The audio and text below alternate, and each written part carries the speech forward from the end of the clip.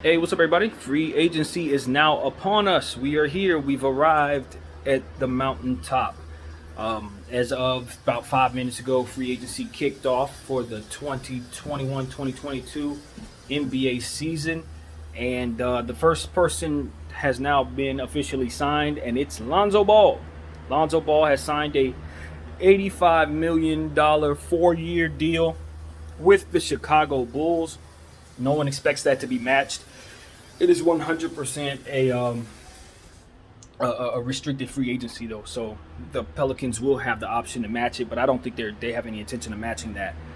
So the Bulls get their guy. My thoughts: Michael Jordan dropped the ball. Michael Jordan dropped the ball, and if it cost him LaMelo Ball someday, I would not be surprised. You got to bring him to Charlotte. I can't stress this enough. Bringing those Ball brothers together was the most important thing to do. Now, maybe they couldn't afford him. Maybe 85 was a little much. But I heard that they were in place to sign and trade him for Devontae Graham. That was stupid. They should have added Scary Terry instead. That would have made more sense. So my thoughts, honestly, Charlotte dropped the ball. That doesn't mean they can't go get him later on, but I don't think they will. I think the Bulls are very happy with him. They got a point guard of the future, and he's going to be with the Bulls for sure. And I think he's going to be great there.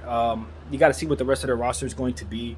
But I like what they have right there with him, Zach LaVine, and a few of the other pieces that they still have in place, including the guy that they drafted last year, whom I think his upside is super high, Williams. So we will see. We will see. You know, I'm still wondering what the Bulls have planned.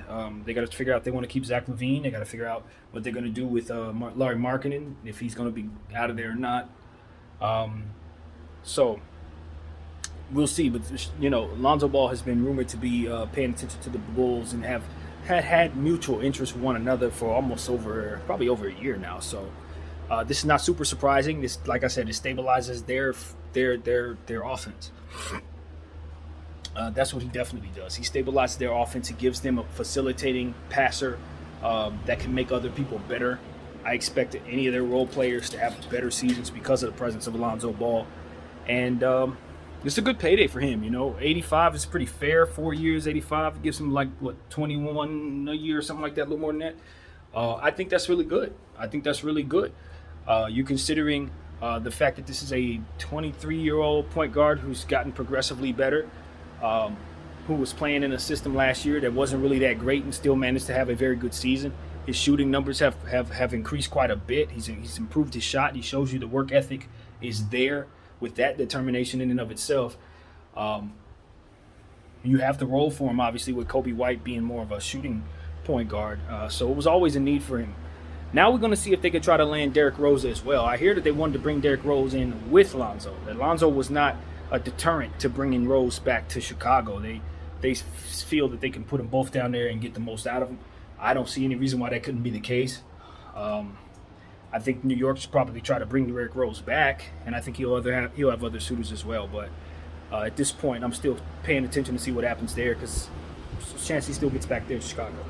So that's what's going on there. No sign and trade deal for Lonzo Ball, to my knowledge. Maybe Pelicans decide they want to work something out with the Bulls, but I don't know if the Bulls are inclined to do that. I don't know. But that's another contract off the books for the Pelicans. $85 million or so that they have not spent on anything. So they can get a lot better. There's some players out there. Check out my free agency video that I made about an hour and a half ago. And you can kind of pick and choose from that list, as well as a few others that I may have forgotten to mention.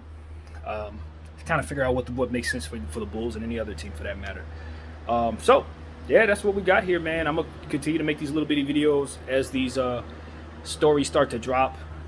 Kyle Lowry's the next name that we're expecting to see move to Miami. Probably right now they should be completing that deal to send him to Miami and possibly bring back Goran Dragic, Precious Achiuwa to Toronto. Probably some more stuff will be involved in that, but that's one of the things that we expect to happen. I'm paying attention to Rudy Gay. I'm paying attention to all the Laker forwards that kind of rush their way here and see which ones the Lakers pick. It seems like the band is trying to get back together for the championship year that the Lakers had in 2020.